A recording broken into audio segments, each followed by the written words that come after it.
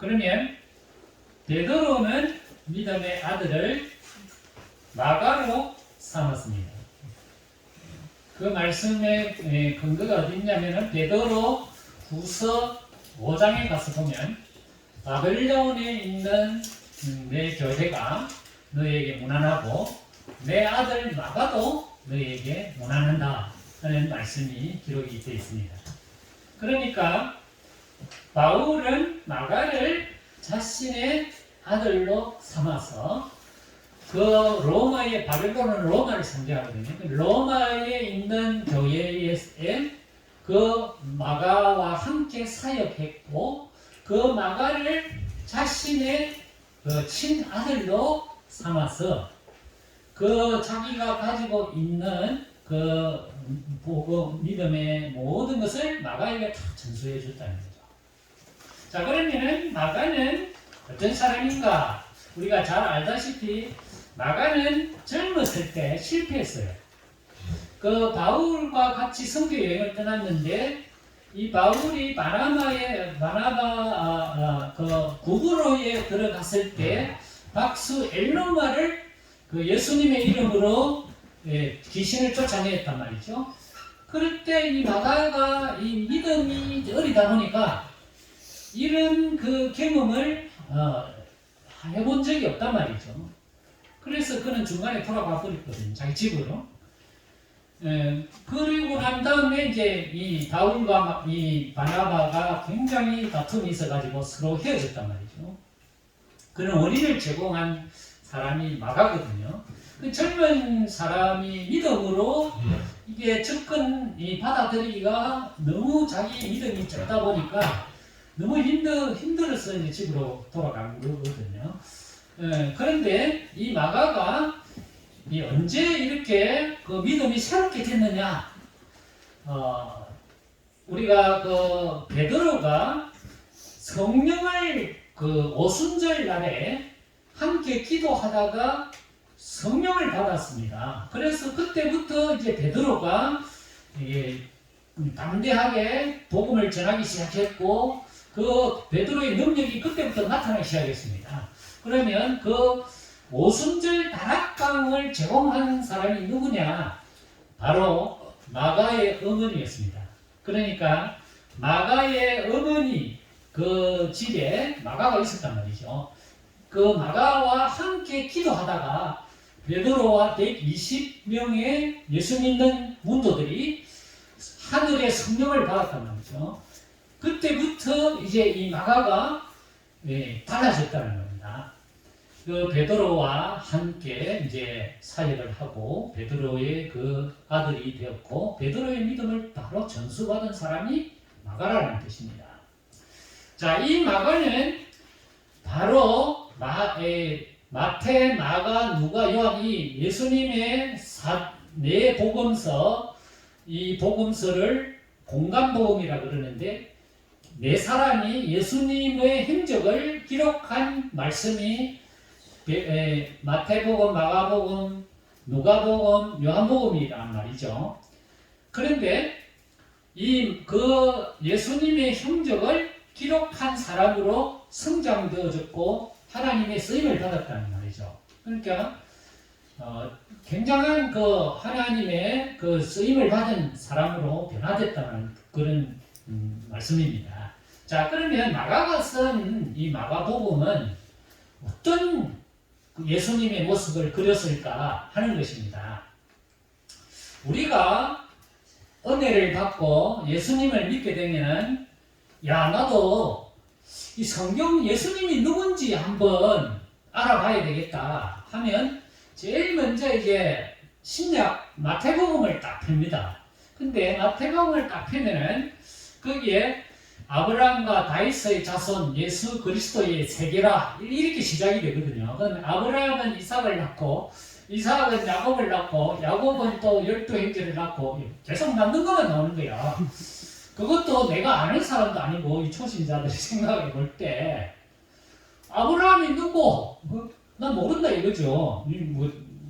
근데 그 사람이 이삭을 낳았고 말이지 또 이삭이 누구를 낳고 계속 낳는 소리만 하는 거예요. 이거 성경이 이런 재미가 없노? 그래가지고 이 성경의 접근을 잘 못하게 되는 겁니다. 그런데 제가 추천을 하는 것은 이 마가복음부터 읽으면 그런 게 없어진다는 거예요. 왜냐? 마가복음을 보면 굉장히 간결합니다. 하나님의 말씀이 굉장히 간결하고요, 짧고요. 그 다음에 바로 예수님의 사역이 바로 나와요. 예수님이 어떤 분이시다라는 것을 바로 이야기합니다. 그리고 사건이 아주 간단하게 이렇게 나와요. 그래서 종간 복음 중에서 제일 짧은 복음이 16장입니다. 그게 마가복음이에요. 그 마가복음은 읽기가 굉장히 쉽다 이거예요. 자, 그러면은 마가가 예수님의 모습을 어떻게 설명하고 기록을 했는지 이게 중요하다 이 말이죠. 그래서 오늘 마가는 예수님을 어떻게 표현했느냐 하면은 제일 먼저 이렇게 시작합니다. 하나님의 아들 예수 그리스도의 복음의 시작이라. 그렇게 시작이 한단 말이죠. 자, 복음이 뭐냐는 거예요. 복음은 바로 예수님이다 이거예요. 예수님이 복음이다 이거예요. 그러면 그 예수님은 누구냐는 거예요. 그 예수님은 바로 하나님의 아들이다. 여기서부터 시작한다는 거죠. 그러면 하나님의 아들이라는 뜻은 하나님 밑에 있는 사람이다 이런 뜻이 아니고 하나님과 동등한 사람이다 그걸 표현하는 겁니다. 그래서 그걸 아들이라고 표현하는 거예요. 하나님의 아들이 이 땅에 오셨다는 거예요. 그것이 바로 복음이다 이거예요. 기쁜 소식이다 이거죠. 그러면 하나님의 복음이 이 땅에 바로 시작됐다. 그 말은 하나님의 나라가 시작됐다 하는 뜻이다 하는 것입니다. 그것이 바로 15절에 나와요. 때가 됐기 때문에 때가 찼고 하나님의 나라가 가까이 왔으니까 회개하고 복음을 믿으라. 이 말씀은 예수님이 이 땅에 오심으로 하나님의 나라가 시작됐다 그런 뜻이에요. 하나님의 나라라는 것이 뭐냐는 것입니다. 그러면 하나님의 나라, 하나님의 나라는 천국 아닙니까? 하늘에 있으니까. 그게 아니고 그 천국이 이 땅에 선포되어서 하나님의 나라가 시작됐다 그런 뜻이에요. 그러니까 우리가 살아가는 이 세상은 우리 대한민국만 있는 것이 아니고 우리 이 세계 속에 하나님의 나라가 존재하고 있다는 뜻입니다. 왜 그렇습니까? 예수님이 오셔서 하나님의 나라를 건설했기 때문에 그렇다는 것입니다. 그 하나님의 나라는 그 속에는 복음이 있는 것이 바로 하나님의 나라다 하는 말씀이죠. 자, 그러면 이 하나님의 나라는 어디서부터 시작됐느냐 하면은 이미 하나님의 나라는 창조 시대 때부터 하나님의 나라가 시작됐다 하는 것입니다. 그 하나님의 나라를 우리에게 실제적으로 보여주시고 실제적으로 우리에게 나타나신 그 사건이 바로 예수님의 이 땅에 오신 사건이다 하는 것입니다. 그 하나님의 나라는 이미 하나님이 항상 우리 이 세계 속에 보내어 주시겠다고 약속을 하셨다. 그죠? 그 약속은 누구를 통해서 하셨냐? 선지자를 통해서 말씀하셨다 하는 것입니다. 그 선지자들이 수많은 수천 년의 시간 동안 하나님께서 하나님의 나라를 이 땅에 보내어 주실 것이라고 말씀하시고 약속하셨는데 그 약속이 이루어진 그 사건이 바로 예수님이 이 땅에 오신 사건이다. 그렇게 말씀하고 있는 것입니다. 자, 여기서 우리가 인용한 선지자가 누구냐면은 오늘 2절에 보면은 말라기 선지자와 이사야 선지자의 말씀을 인용해서 예수님이 오신 사건은 오래전부터 구약에 있는 그 선지자들의 예언의 성취가 예수님의 오십니다. 그렇게 말씀하고 있습니다. 여러분, 여기에서 우리가 조심해야 될 것이 있는데 뭐냐면 이렇게 해석을 하시는 분이 있어요. 구약 시대 때는 선지자들의 시대였고, 또 예수님이 오실 시대 때는 예수님의 시대였고, 그 다음에 지금 우리가 살아가는 시대는 성령의 시대다. 이렇게 해석하면 그 이단이다 이 말입니다. 무슨 말인가 하면 시대를 나눠요. 구약은 구약의 시대 때고, 신약 시대는 신약의 시대 때고, 오늘날의 시대는 성령의 시대다. 성경이 여러분 비슷하죠? 뭐가 틀렸단 말이에요, 그게. 맞는 말 아닙니까? 그런데 그게 틀린 말이에요. 왜 틀렸느냐? 예수님은 시대를 구분하지 않아요. 성령님은 오늘날에만 있었던 것이 아니고 구약시대 때도 성령님이 있었어요. 그럼 오늘날 성령의 시대다. 그래서 성령의 역사만 바라보고 따라가야 된다. 잘못된 것입니다. 항상 세 분은 항상 계셨고 항상 함께 있고 지금도 세 분이 같이 계셔. 시대를 나누는 것은 잘못된 것이다 하는 것입니다. 옛날에 선지자의 하신 말씀도 예수님이 계시다는 것을 인정했고, 오늘날에도 예수님이 함께 계시고, 예수님은 또 성령님과 함께 계시고, 이 예수님과 성령님과 하나님은 항상 함께 계시는 분이시다. 그게 정설이다 이 말입니다. 시대를 나누고 오늘은 성령의 시대만, 성령의 말씀만 집중해야 된다. 그 이단이 주장하는 아주 무서운 이론이라는, 비슷하지만 그걸 분별해야 된다. 오늘 선지자가 이야기한 내용은 예수님은 옛날부터 계셨고 그 오시겠다고 약속한 것이 예수님이 오심으로 성취됐고, 예수님은 세례 요한으로부터 성령의 세례를 받았다는 거죠. 그 성령의 세례를 받으시면서 그 성령님이 바로 예수님을 하나님의 아들로 인정한 증거를 증언한 영이 성령님이라는 것이죠. 그래서 세례 요한에게 세례를 받으실 때 하늘이 열리고 거기에서 음성이 났다는 거예요. 하나님이 말씀하셨다는 거죠. 그리고 성령이 비둘기처럼 예수님께 내려오셨고 예수님이 성령을 받았다 하는 것입니다. 여기 보면 세 분이 나온다는 세 분. 하나님, 예수님, 성령님. 이 세 분은 항상 함께 가는 거예요. 함께. 떨어져 있는 게 아니고 항상 함께 가는 거예요. 그러니까 우리가 예수님을 믿는다는 말은 하나님을 믿는다는 말과 똑같은 것이고, 성령님을 믿는다는 말과 똑같은 거예요.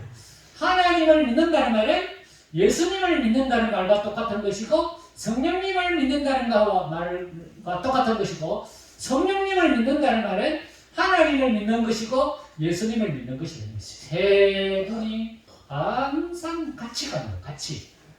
그게 삼위일체였어요. 왜 삼위일체가 나왔느냐? 이단 때문에 나왔어요. 이단 때문에. 그게 이제 받아들이기가 어려운 이론이에요. 그러니까 사람들이 그걸 안 믿어. 그래서 쪼개는 거예요. 그러면 자기 마음대로 할 수 있거든요. 성령이 이렇게 하셨다. 이래 해라. 그렇게 할 수 있단 말이에요. 오늘날 시대는 성령 시대니까.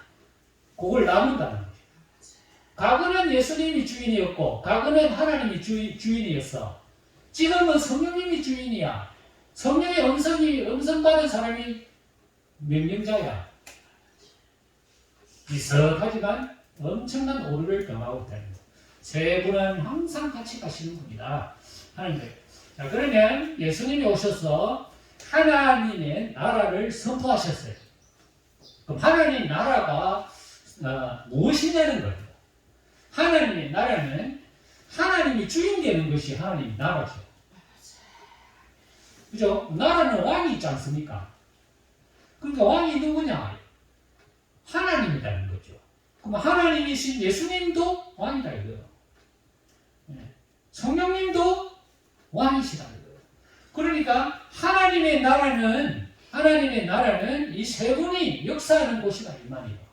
이 예수님이 이 땅에 오신 것은 이 땅에 이 세계에 우리 대한민국의 이 거제도에 하나님의 나라를 건설하기 위해서 이 땅에 오신 것이다. 그러면 하나님의 나라를 우리가 건설하는 데 있어서 예수님이 제일 먼저 하신 것이 있다 이거예요. 그게 뭐냐?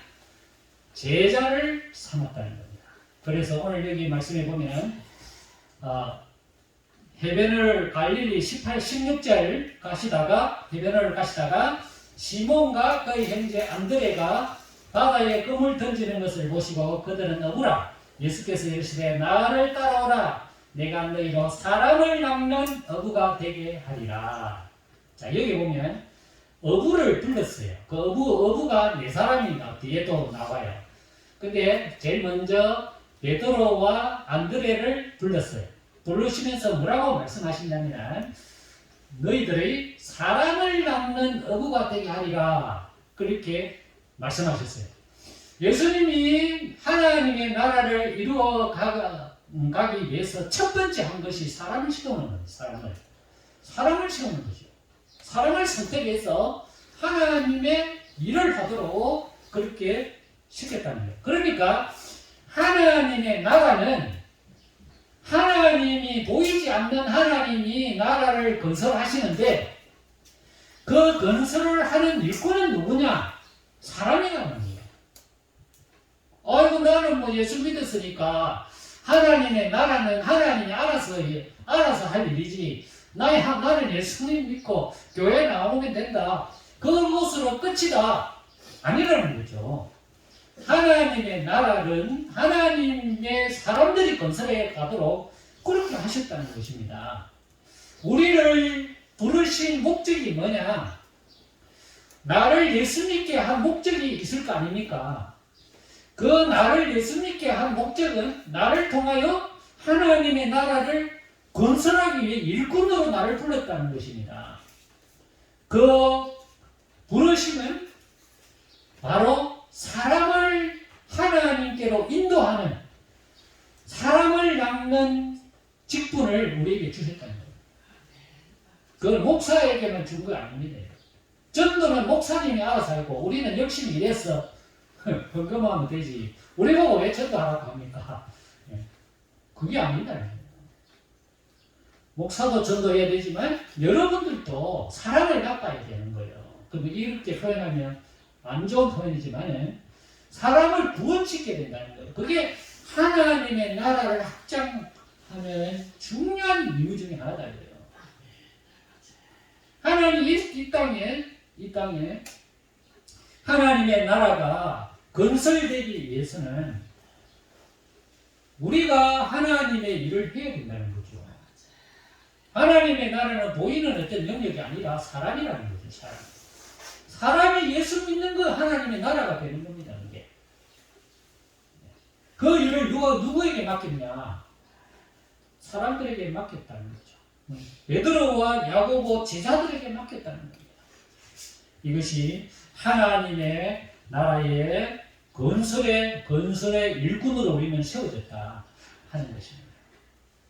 이분들이 하나님의 나라를 선포했기 때문에 지금까지도 하나님의 나라가 존재하는 것입니다. 우리가 하나님의 나라를 건설하지 않으면 우리 다음 세대는 무너지는 겁니다. 그렇지 않습니까? 우리가 하나님의 나라를 세워가야 되는데 우리가 가만히 있으면 누가 하나님의 나라를 세워가는 말입니까? 하나님의 나라는 우리를 통하여 세워가도록 하나님께서 우리를 부르셨다는 것입니다. 그리고 우리에게 직분을 주신 것도 마찬가지예요. 직분을 우리에게 주신 것은 내가 여기 교회 와서 그 직분을 통해서 명령을 하고 그 직분을 통해서 내가 권리를 획득하고 내 이름을 나타내고 내가 이런 사람이다라는 것을 드러내기 위해서 직분을 받은 거 아니에요. 직분은 하나님의